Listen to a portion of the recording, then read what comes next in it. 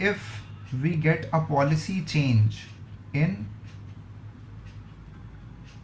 the normal routine of the business, अगर business करते हुए बीच में ही पॉलिसी चेंज होती है तो हमारा पेरोल कैसे हम जल्दी से जल्दी अडेप्ट कर सकते हैं।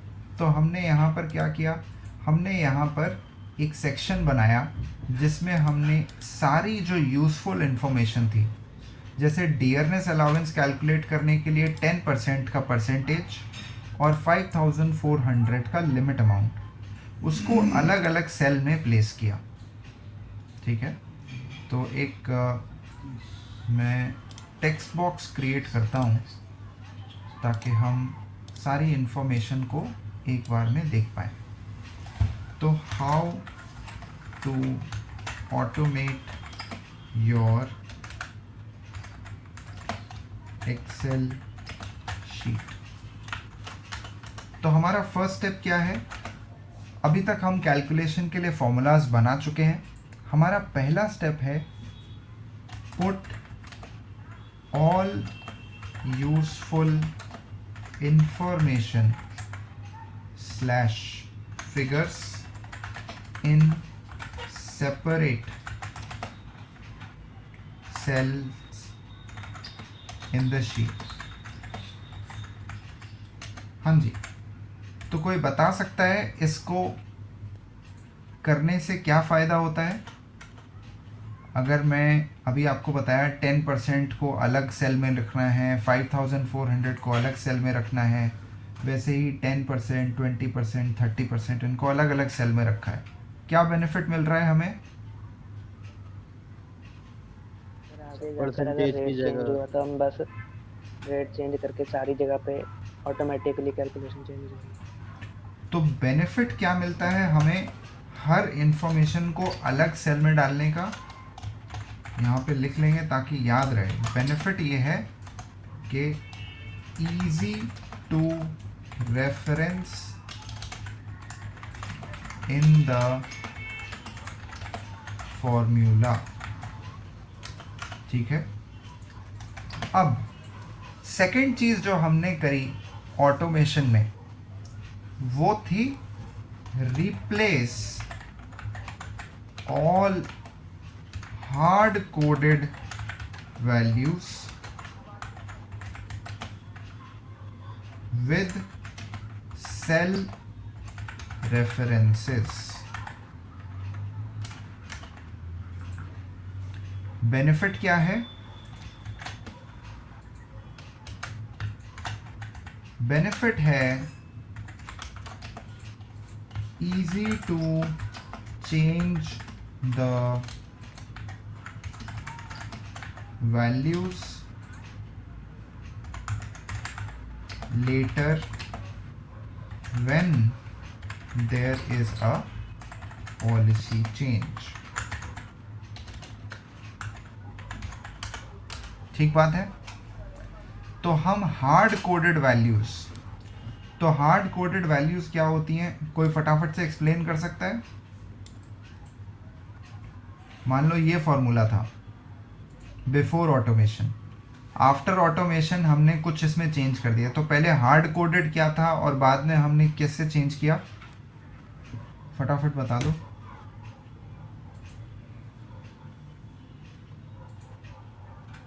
सर इन फ्यूचर जो हमारी वेरिएबल थिंग्स हो गई, जैसे कि परसेंटेज हो गई या फिर कोई अमाउंट होगी जो इन फ्यूचर चेंज हो सकती है, वो हो गई हार्ड कोडेड। यस, तो इस फॉर्मूला में सब लोग देख पा रहे हैं ध्यान से। मैं इसको थोड़ा सा जूम करता हूँ।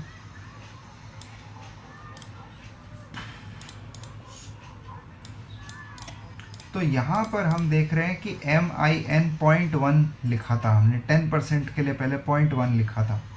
अब ये 0.1 अगर हम फॉर्मूला में रखे रहने देंगे तो ये हमको चेंज करना पड़े अगर आगे चल के। मान लो कंपनी ने 10% की जगह 15% कर दिया तो हमारे लिए हार्ड कोडेड वैल्यू कहलाएगी। इसको कहते हैं हार्ड कोड, फ्लेक्सिबल नहीं होता जो कोड, उसको कहते हैं हार्ड कोड। तो हार्ड कोड नहीं करना है वैल्यू को। पहले फॉर्मूला बनाने के लिए अच्छा है आप उसमें फिगर डाल दो, बट बाद में जिस सेल में आपने वो वैल्यू डाली है उस सेल को रेफरेंस में डाल दो। ठीक है, तो ये हो गई दूसरी बात। अब तीसरी बात, हमने क्या एक और चीज़ करी थी ऑटोमेशन में, हमने करा था put $, appropriately around reference cells। क्या बेनिफिट है $, लगाने का?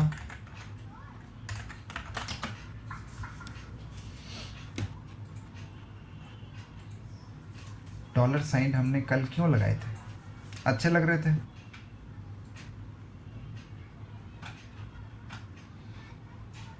won't change the columns and rows। Okay, so Adnan इसको थोड़ा सा और स्पेसिफिक कर देंगे आंसर को।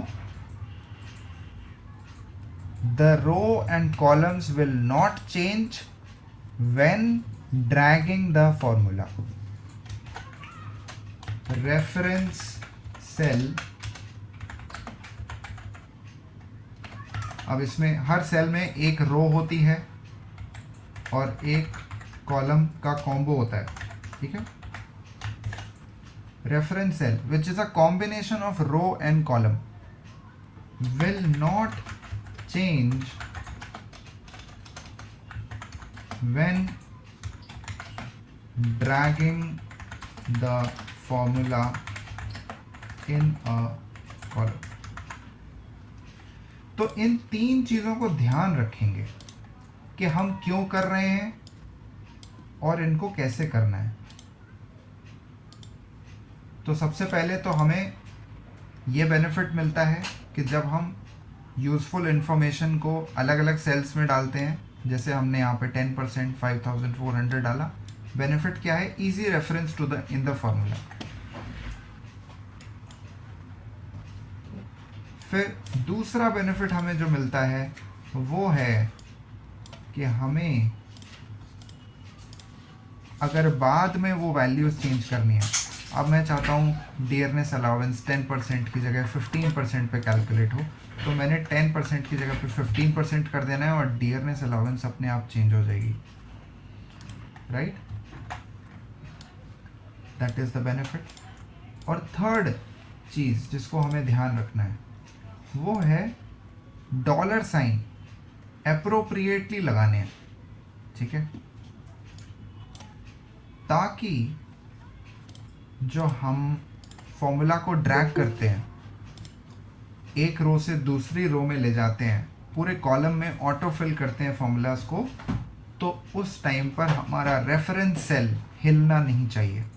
क्योंकि ड्रैग करने पर एक्सेल में प्रॉपर्टी है कि आपने जो सेल सेलेक्ट किया है, अगर आपने $, नहीं लगाए तो उसे नॉर्मली वो ड्रैग करता हुआ चला जाएगा, यानी चेंज करता हुआ चला जाएगा। तो यहाँ आप देख सकते हैं जब हमने डियरनेस अलाउंस का फॉर्मूला बनाया तो हमने C13 में $, नहीं लगाए थे। क्यों? C13 क्या रिप्रेजेंट कर रहा है?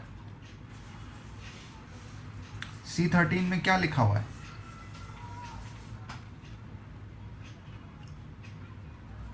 बेसिक पे लिखा हुआ है। बेसिक पे लिखा हुआ है। अब चूंकि बेसिक पे हर एम्प्लॉय के लिए अलग है, ठीक है, इस वजह से हम चाहते हैं कि बेसिक पे फॉर्मूला के साथ चेंज होना चाहिए, रो के साथ चेंज होना चाहिए, बट हम नहीं चाहते कि जो 10% है या 5400 का अमाउंट है वो रो के साथ चेंज करे, तो इसलिए हमने यहाँ पर $, लगाए हैं, राइट? सो ये हो गए ऑटोमेशन के रूल्स, और ऑटोमेशन का रिज़ल्ट आपने यहाँ पे देख ही लिया है। तो मैं क्या करता हूँ कि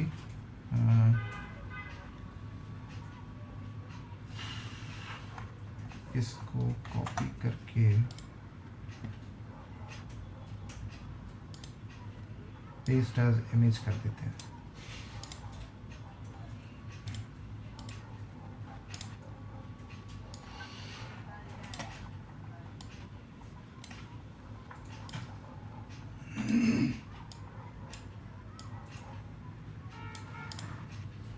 ये सब आपको मैंने इफ़ फार्मूला कैसे यूज़ करते हैं वो एक्सप्लेन करने के लिए बनाया था, तो इसको मैं यहाँ साइड में डालता हूँ और इस चीज़ को भी हम साइड में ले लेते हैं।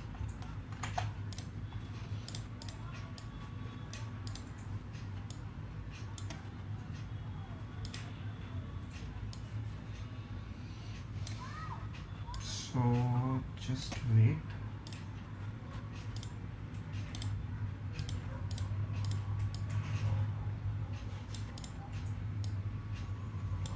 अब हम अपने सारे कॉलम्स को, तो अब हमने क्या कितने स्टेप्स कर लिए हैं, इनको भी मैं ज़रा टेक्स्ट बॉक्स में डालता हूँ एक।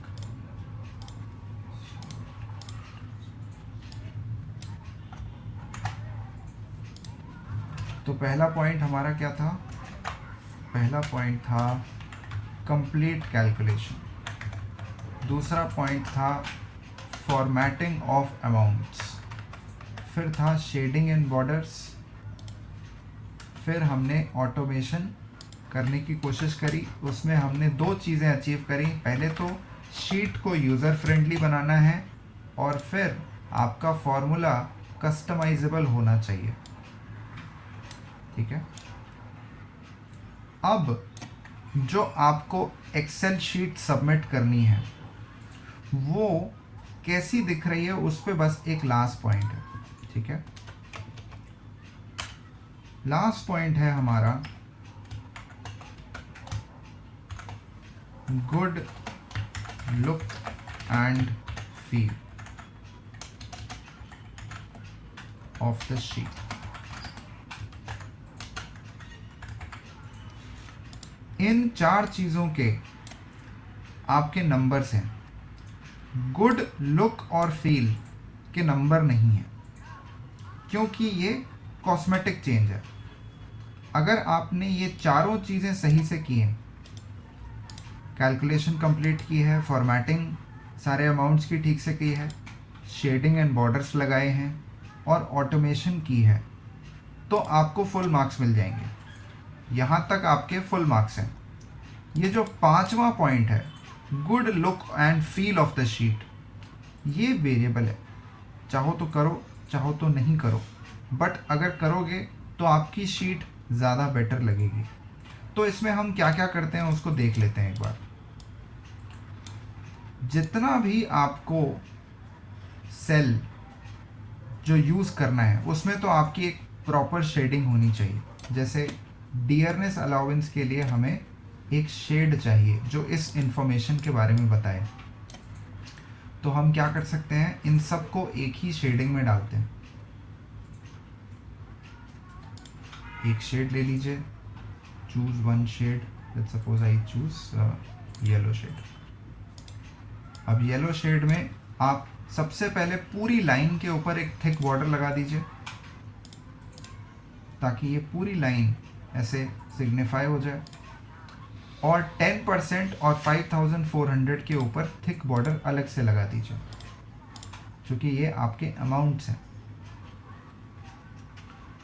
उसी तरीके से हम हाउस रेंट अलाउंस के लिए एक पूरा का पूरा नया शेड ले लेते हैं। मान लो हम ब्लू शेड ले लेते हैं। इसमें आप जो भी आपके सेल्स हैं, जैसे ये कंडीशन वाला सेल है, इसको हमें मर्ज कर देना है, तो हम इसको मर्ज कर देते हैं। ये हमारी कंडीशन है। फिर फिक्स्ड डीए कितना है, वेरिएबल डीए। अब वेरिएबल डीए क्या है, हम 3 कॉलम में एक्सप्लेन कर रहे हैं कि वेरिएबल डीए है क्या है, तो इन तीनों को हम मर्ज अक्रॉस कर देते हैं। अब जैसे ही आपने ये बॉर्डरिंग कर दी है, अब इसके आसपास एक थिक कॉलम लगा, थिक बॉर्डर डाल दीजिए। थिक बॉर्डर डाल दिया है, तो अब डियरनेस अलाउंस का अलग हो गया है हिसाब, और हमारा जो HRA है उसका हिसाब अलग हो गया।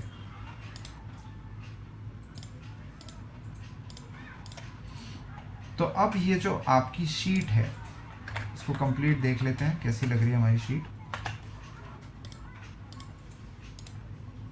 ऐसे कंप्लीट लग रही है। ठीक है, क्या करना है, जितना विजिबल पोर्शन है उसमें जितने भी वाइट सेल्स हैं जो हमने यूज़ करे हैं सेल्स, उनमें तो शेडिंग है, बट जो बाकी के सेल्स हैं जैसे ये सारे सेल्स, राइट, इनको आप वाइट कलर का शेड दे दीजिए, तो जो ये ग्रे कलर की लाइंस दिखाई पड़ती हैं ये नहीं दिखाई पड़ेंगी।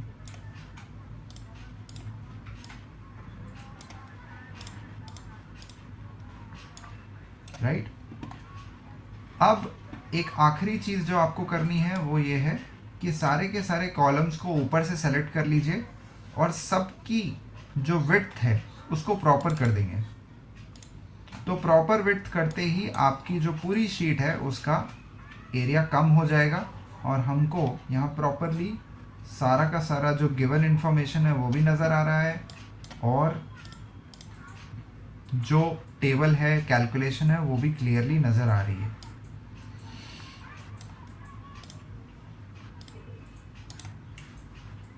So this is how your sheet should look like. ये जो दो चीज़ें मैंने नीचे डाली हैं ये मैंने आपके अंडरस्टैंडिंग के पर्पज़ के लिए डाली हैं, तो ये ना भी हो तो भी चलेगा।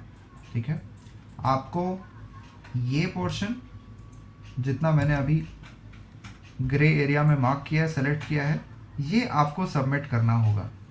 अब इसमें एक चीज़ रह गई, जैसे 5400 है, ये जितने भी अमाउंट्स हैं इन सब में भी आप अकाउंटिंग फॉर्मेट लगा दो,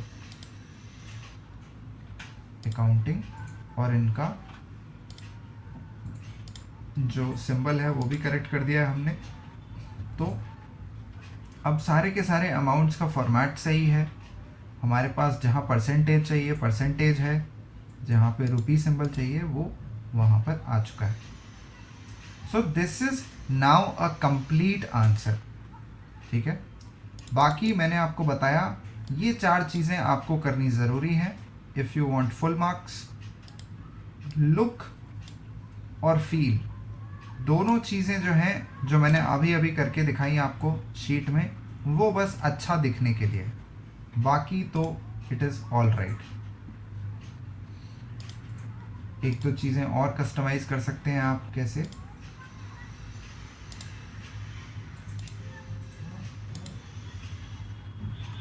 यहाँ पर आप चाहो तो सेल की स्टाइल चेंज कर सकते हो। हेडिंग 1 हेडिंग 2 डाल दिया मैंने, तो payroll calculations for SKS limited आ गया।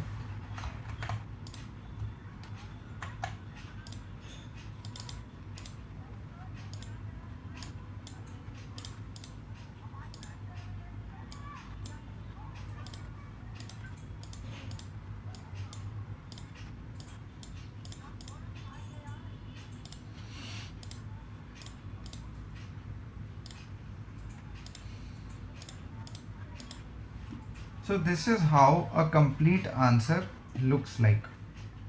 किसी को यहाँ पे कोई कंफ्यूजन है, कोई प्रॉब्लम, तो प्लीज़ डिस्कस करें।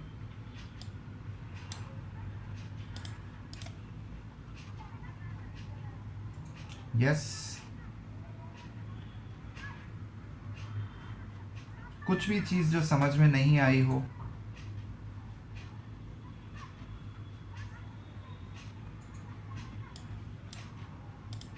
चलिए।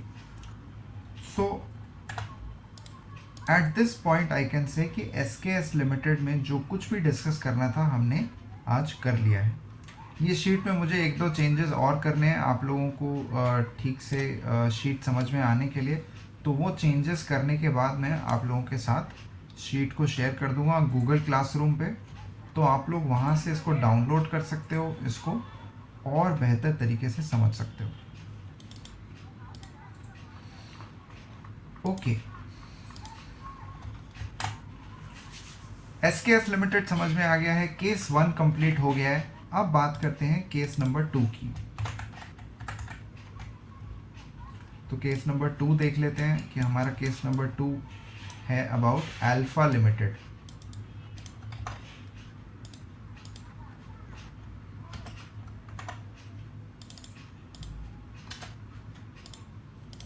चलिए सबसे पहले क्वेश्चन को स्टडी करते हैं, समझने की कोशिश करते हैं कि यहाँ क्या कहा जा रहा है हमसे।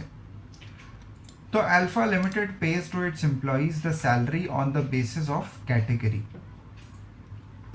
The gross salary of an employee consist of basic salary, dearness pay, dearness allowance, travel allowance, city compensatory allowance, house rent allowance. तो काफ़ी सारी चीज़ें अल्फा लिमिटेड अपनी बेसिक सैलरी के ऊपर ऐड करता है। तो कितनी चीज़ें हो गई? डियरनेस पे हो गया, डियरनेस अलाउंस हो गया, travel allowance, city compensatory allowance और HRA।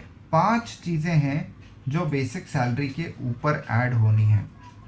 फिर वो कहता है कि GPF and IT are the 2 deductions. So यहाँ पर जनरल प्रोविडेंट फंड और IT यानी इनकम टैक्स के 2 डिडक्शंस भी यहाँ पर होने हैं। The components of salary are computed according to the following terms. तो यहाँ पे टर्म्स बताए हुए हैं उन्होंने कि कैसे हम सैलरी को कैलकुलेट करेंगे। तो अगर कोई एम्प्लॉय कैटेगरी A का है तो उसकी सैलरी बेसिक सैलरी 25,000 है, ट्रैवल अलाउंस 5,000 है, CCA सिटी कॉम्पनसेटरी अलाउंस 1,000 है। वैसे ही B और C कैटेगरी के लिए है।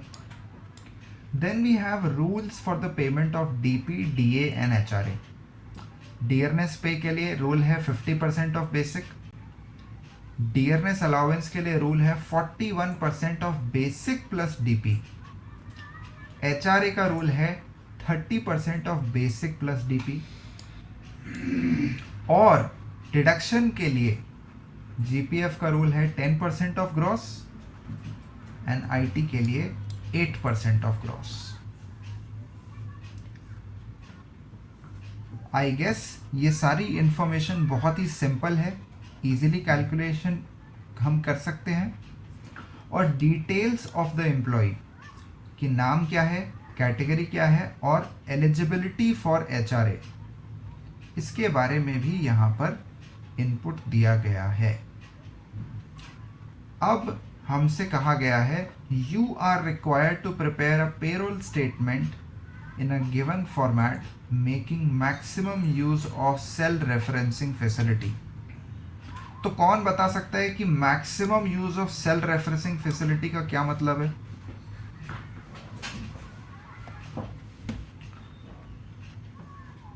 मैक्सिमम यूज कैसे कर सकते हैं हम?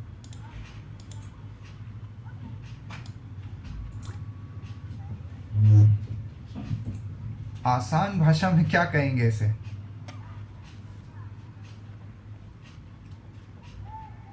अभी लास्ट शीट में ही हमने उसके बारे में 3 पॉइंट्स नोट करे थे, एक अलग से बेनिफिट शीट भी बनाई थी। क्या है वो चीज?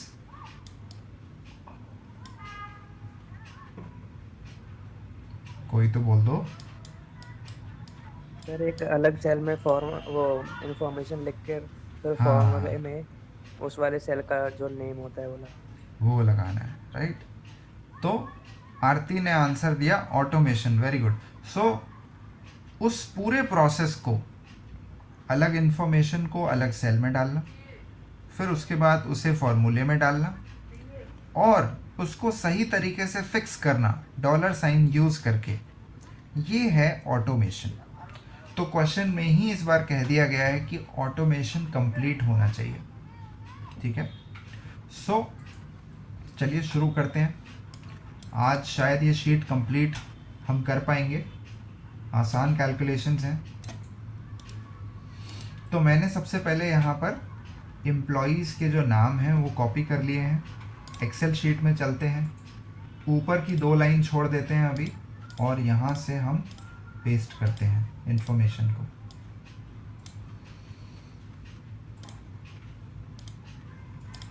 तो हमारे पास नेम आ गया है, कैटेगरी आ गई है, एलिजिबल फॉर HRA आ गया है, ठीक है। तो सबसे पहले हम कंपनी नेम यहाँ पे लिखते हैं, कंपनी नेम।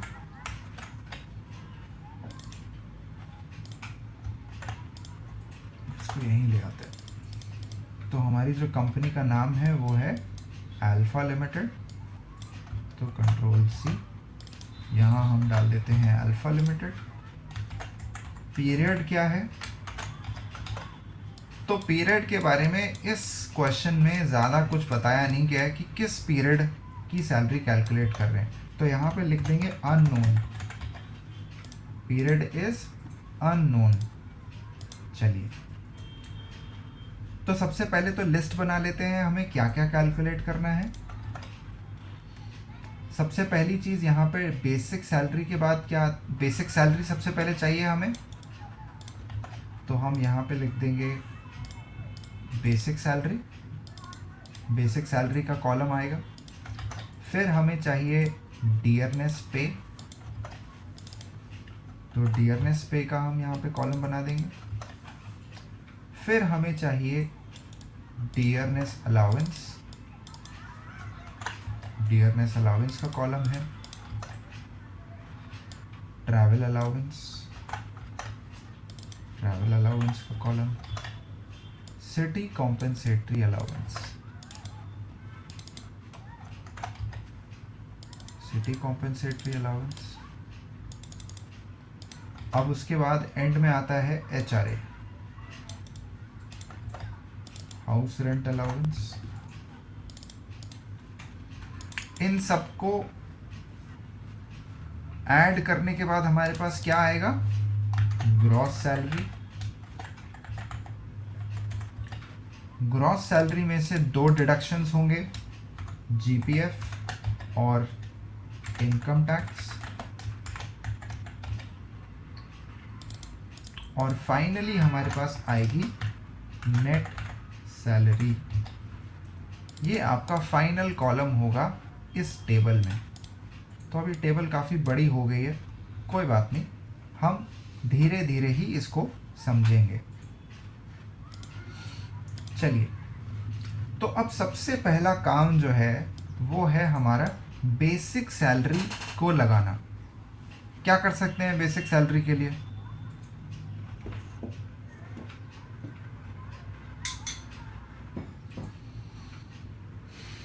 कोई फॉर्मूला लगा सकते हैं बेसिक सैलरी के लिए?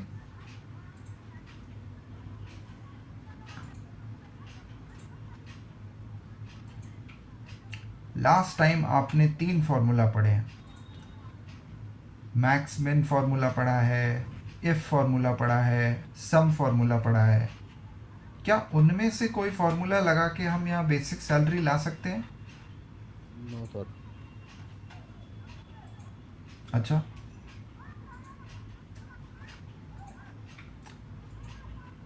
क्या इफ फॉर्मूला यूज कर सकते हैं? क्योंकि देखिए, आपकी जो सैलरी है वो किसके बेसिस पे है, कैटेगरी के बेसिस पे है। अगर कैटेगरी ए है तो बेसिक सैलरी 25,000, बी है तो 20,000, सी है तो 15,000। तो क्या मैं यहाँ पे इफ फॉर्मूला लगा के सैलरी नहीं सेट कर सकता, या कर सकता हूं?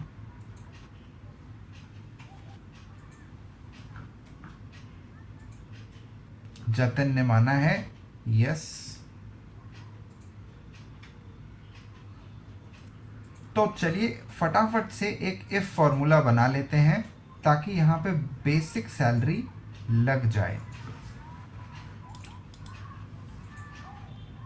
तो अब इफ फॉर्मूला हमें लिखना शुरू करना है, तो सबसे पहली चीज़ जो हमें देखनी होती है कि लॉजिकल टेस्ट क्या है। क्या टेस्ट करना है हमें? कैटेगरी, कैटेगरी टेस्ट करनी है। कैटेगरी में देखना है कि क्या लिखा हुआ है। अगर कैटेगरी में कुछ ए जैसा लिखा हुआ है तो हमें इतनी सैलरी लगानी है। तो हम क्या करेंगे, हम सेल को रेफरेंस में डालेंगे यहाँ पर, जो कि है B6। B6 में आकाश की कैटेगरी लिखी हुई है। तो मैं क्या करूँगा, मैं यहाँ पे टेस्ट बनाऊँगा B6 is equal to A, और ए को लिखने के लिए inverted commas, double inverted commas का यूज़ करेंगे, क्योंकि ए नंबर नहीं है, टेक्स्ट है। तो जब कभी आप सिंबल या टेक्स्ट यूज़ कर रहे हो, जो भी कोई चीज़ नंबर नहीं है उसमें आपको हमेशा डबल इन्वर्टेड कॉमास लगाने हैं। तो मान लो उसकी सैलरी अगर ए कैटेगरी में वो आता है तो कितनी होगी? 25,000। तो हम यहाँ पर वैल्यू इफ ट्रू में लिखेंगे 25,000 कॉमा लगाने के बाद। तो लॉजिकल टेस्ट क्या था हमारा? B6 is equal to inverted commas में ए, कैपिटल ए लिखना है क्योंकि वहाँ पे भी कैपिटल ए लिखा हुआ है। Value if true is 25,000। मान लो उसकी कैटेगरी ए नहीं है, अब क्या करें?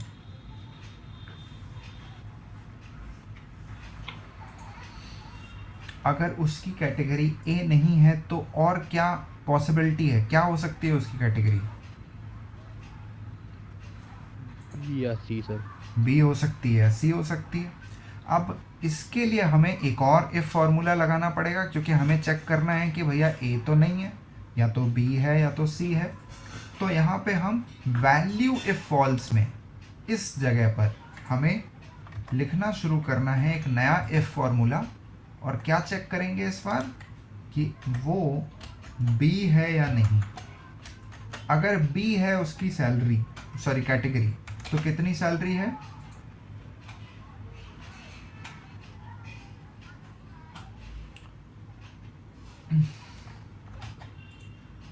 उसकी सैलरी है 20,000। तो आप यहाँ लिखोगे कॉमा डालने के बाद 20,000। अब ए भी नहीं है, अगर मान लो बी भी नहीं है, तो एक ही पॉसिबिलिटी है कि उसकी कैटेगरी सी है।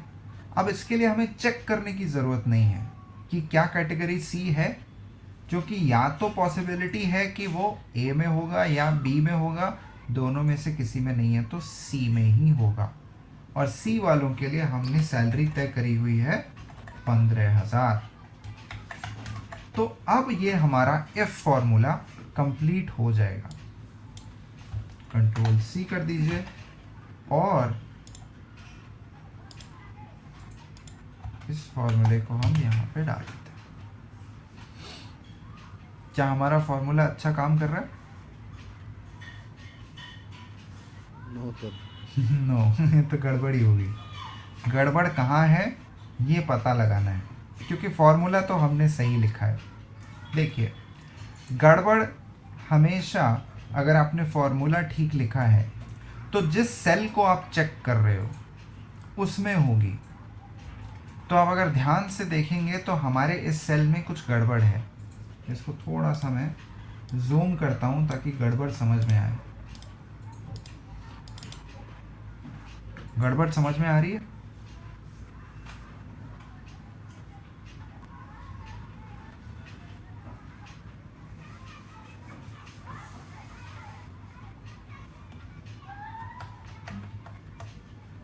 किसी को गड़बड़ समझ में आ रही है?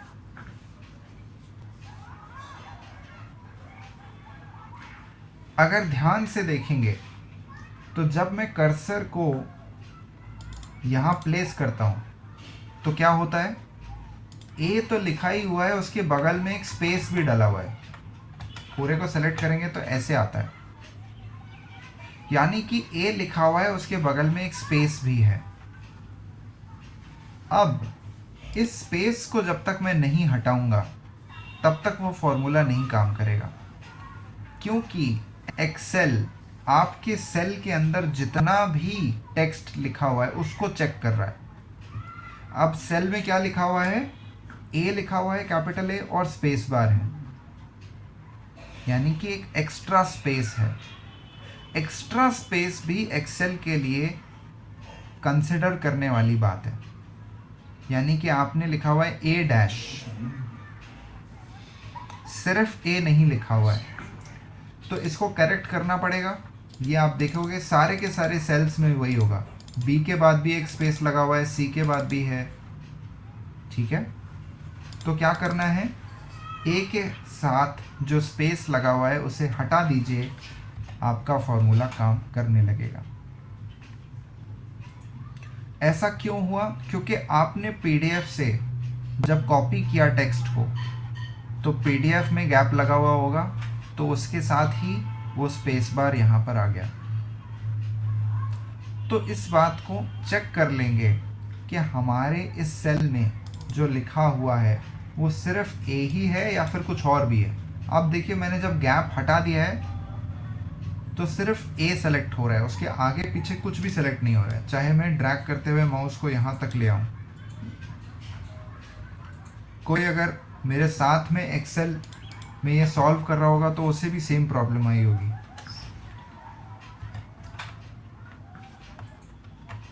कौन कौन कर रहा है साथ में?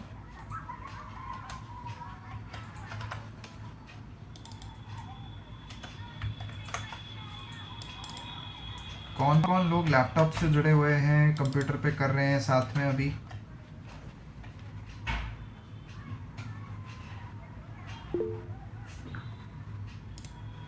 सो आरती इज डूइंग इट। बाकी लोग, क्या आरती के अलावा भी कोई है जो कर रहा है साथ में?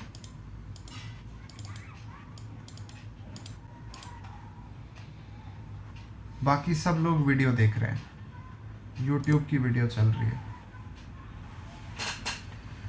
मे I remind you, this is a practical subject. अगर आप लोग साथ में इसको प्रैक्टिस नहीं करोगे, लैपटॉप के साथ में नहीं जुड़ोगे, तो ये चीज़ समझ में आने वाली कम है। जब खुद से करके देखोगे तो बहुत सारी प्रॉब्लम्स आएंगी, अटक जाओगे और फिर प्रैक्टिकल के हिसाब से तैयारी नहीं हो पाएगी। इस चीज़ को अगर आपको करना है, सीखना है, तो please it's a humble request, try and join the class on a laptop, ताकि आप साथ में इस चीज़ को कर सकते हैं। मैंने बताया भी हुआ है, लैपटॉप में आप अपनी स्क्रीन को ऐसे शेयर कर सकते हैं। एक जगह पे आप इस वीडियो को ऑन रख सकते हैं जहाँ पे क्लास चल रही है, और दूसरी जगह पे you can create the Excel sheet along side.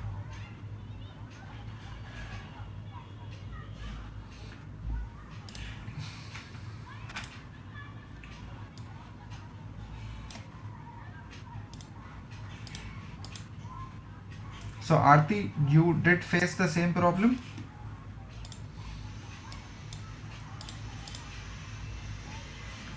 तुम्हारे भी इफ फॉर्मूला में प्रॉब्लम आई थी? Oh, you didn't get the same problem. तुम्हारे लिए फॉर्मूला काम कर रहा था? माइक ओपन करके भी बात कर सकते हो, it's okay. Okay, so Aarti didn't face that same problem. I wanted to know आप में से कितने लोगों को सेम प्रॉब्लम आई। तो क्या आरती आपने पीडीएफ से कॉपी किया था या फिर मैन्युअली आपने सेल में डाला था वैल्यूज़ को? मैन्युअली डाला था सर। हाँ, तो उस वजह से प्रॉब्लम नहीं आई, क्योंकि आरती ने मैन्युअली डाला था। अगर आप पीडीएफ से कॉपी कर रहे होते तो आपको शायद ऐसा प्रॉब्लम फेस करना पड़ता। Good. Now what I have to do, I have to just double click on this और सब जगह पे वो फॉर्मूला काम करेगा। 25,000, 20,000, 15,000 सारी बेसिक सैलरी यहाँ पर लग जाएगी बहुत ईजिली। ठीक है, चलिए आगे बढ़ते हैं। हमने बेसिक सैलरी को यहाँ पर यूज़ कर लिया है। अब हम बात करते हैं डियरनेस अलाउंस, डियरनेस पे की। तो डियरनेस पे का जो रूल है हमारे पास वो क्या है? DP is 50% of basic. तो हम यहाँ पर फॉर्मूला बना सकते हैं। क्या फॉर्मूला बनेगा फटाफट से बताइए डियरनेस पे के लिए।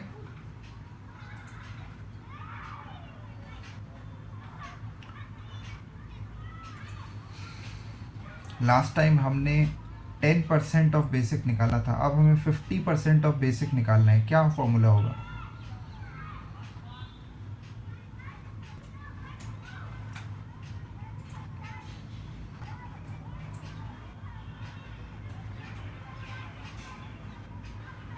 गुड। सो हमारा आंसर होगा 0.5 स्टार साइन और D6, जहाँ पे हमारी पहली आकाश की सैलरी बेसिक सैलरी लिखी हुई है। तो अब उसको आपने फॉर्मूला को अप्लाई कर दिया है, यहाँ पर चार्ट में डाल रहा हूँ, इफ फॉर्मूला भी डाल देता हूँ।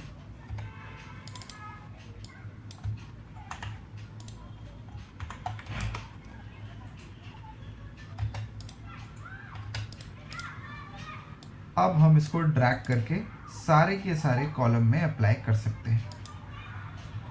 चलिए, डियरनेस पे कैलकुलेट हो गया है। आगे बढ़ते हैं, डियरनेस अलाउंस की बात करते हैं। तो डियरनेस अलाउंस के लिए हमें बताया गया 41% ऑफ बेसिक प्लस डीपी। चलिए, क्या फॉर्मूला लिखा जाए?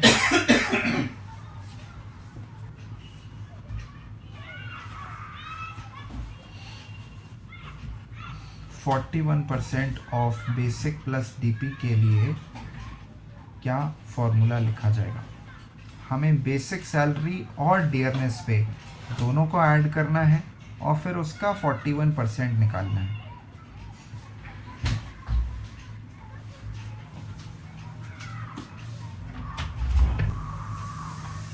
यस, सो हमारा आंसर होगा 0.41। 0.41 विल बी 41% स्टार बेसिक वाला सेल D6 प्लस डियरनेस पे वाला सेल दैट इज E6, दोनों को ऐड कर दीजिए और आपका डियरनेस अलाउंस कैलकुलेट हो जाएगा। Right, so this is how we can calculate dearness allowance. अब आगे बढ़ते हैं। अब हमें बात करनी है ट्रैवल अलाउंस की। तो ट्रैवल अलाउंस के लिए हमको यहाँ पर गिवन है, कैटेगरी के साथ ट्रैवल अलाउंस चेंज होता है। जो एम्प्लॉय जिस कैटेगरी का होगा उस कैटेगरी का ट्रैवल अलाउंस लग जाएगा। तो आसान काम हम कर सकते हैं, हमने बेसिक सैलरी वाला फॉर्मूला यूज़ करना है। वही इफ फॉर्मूला कॉपी कर लीजिए, कंट्रोल C। ट्रैवल अलाउंस वाले में आइए, 25,000 की जगह पे हम 5,000 कर देंगे और फिर 20,000 की जगह पे 4,000 और 15,000 की जगह पे हम कर देंगे 3,000। तो आपका ट्रैवल अलाउंस भी फटाफट लग जाएगा। ये फॉर्मूला मैं यहाँ पर डाल रहा हूँ। सेम फॉर्मूला आप यूज कर सकते हैं। सिटी कॉम्पेंसेटरी अलाउंस भी हमारे पास उसी टेबल में गिवन है। यहाँ पे 1000, 800 और 500 के अमाउंट्स हैं तीनों कैटेगरीज के लिए। चलिए यूज कर लेते हैं। तो अब 5,000 की जगह 1,000, 4,000 की जगह 800 और 3,000 की जगह 500 का अमाउंट लग जाएगा। ये हमारा फॉर्मूला है सिटी कॉम्पेंसेटरी अलाउंस के लिए।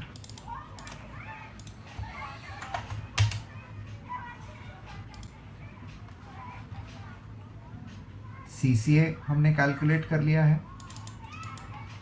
अब बात करते हैं HRA की। तो HRA में हमको इंस्ट्रक्शन मिला हुआ है 30% ऑफ बेसिक प्लस DP। जैसा हमने डियरनेस अलाउंस के लिए कैलकुलेट किया था, जिस अमाउंट का 41% निकाला था उसी का 30% निकालना है। तो कर देते हैं फटाफट। डियरनेस अलाउंस वाले कॉलम में जाइए, उसी फॉर्मूला को कॉपी कर लीजिए। बार बार लिखने की ज़रूरत नहीं है फॉर्मूला। यहाँ 41% था, 41% की जगह हमें लिख देना है 30%। तो यहाँ पर हम आंसर में डाल देंगे 0.3। तो ये आपका फॉर्मूला हो गया है HRA का। HRA का फॉर्मूला अप्लाई कर दीजिए। अब बात आती है ग्रॉस सैलरी के लिए। तो ग्रॉस सैलरी के लिए हमने लास्ट टाइम क्या फॉर्मूला यूज़ किया था? सर HRA में कंडीशन भी तो थी, किसी को देना है किसी को नहीं देना। Oh nice. तो अब HRA में हमको ये भी देखना है कि क्या कोई आदमी एलिजिबल है या नहीं है। तो चलिए, अब HRA में के फॉर्मूला में क्या ऐसा चेंज कर सकते हैं कि ये कंडीशन के हिसाब से हो जाए। क्या करें? ये एचआरए का फॉर्मूला हमने बना लिया था, अभी पता चला है कि एलिजिबिलिटी चेक करनी पड़ेगी एचआरए के लिए। क्या करें फॉर्मूले में? तेरे फॉर्मूला इफ फॉर्मूला करेंगे। इफ फॉर्मूला कौन लिख के बता सकता है फटाफट?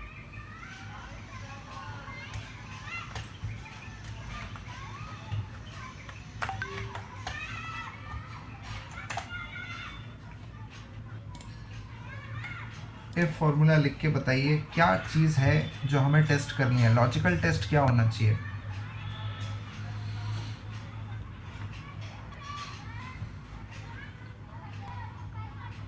लॉजिकल टेस्ट बताओ क्या करना है। यस,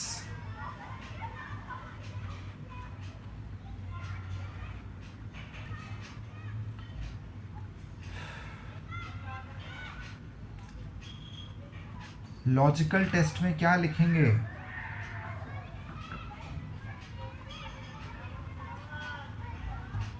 क्या टेस्ट करूं लॉजिकल टेस्ट में? इफ फॉर्मूला तो लगाएंगे, पर उसमें क्या टेस्ट करेंगे?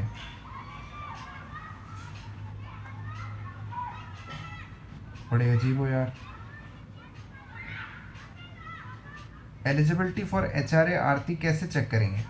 मुझे बताओ मैं क्या लिखूं लॉजिकल टेस्ट में? मैं पूछ इसलिए रहा हूं क्योंकि आप लोग बता सकते हो। अब हमने इफ फॉर्मूला बहुत बार यूज कर लिया है।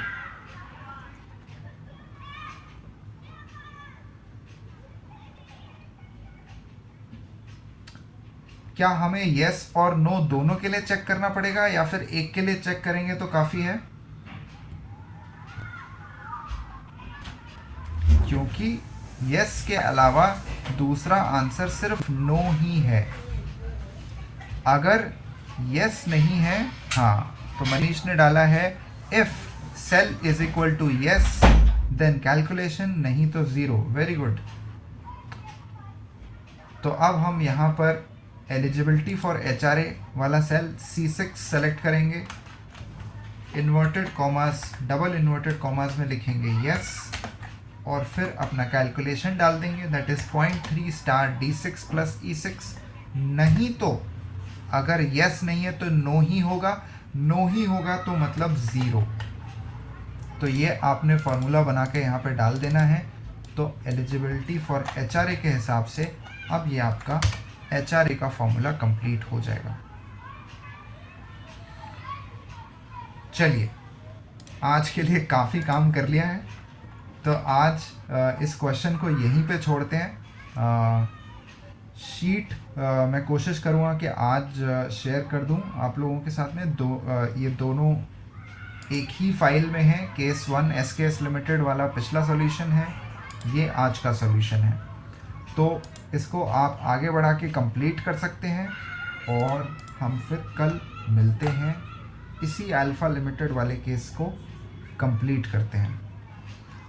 चलिए, कोशिश करिए, लैपटॉप से जुड़िए, प्रैक्टिकल सब्जेक्ट है, बात को समझो, बाद में दिक्कत हो जाएगी। ठीक है, तो चलो कल मिलते हैं फिर।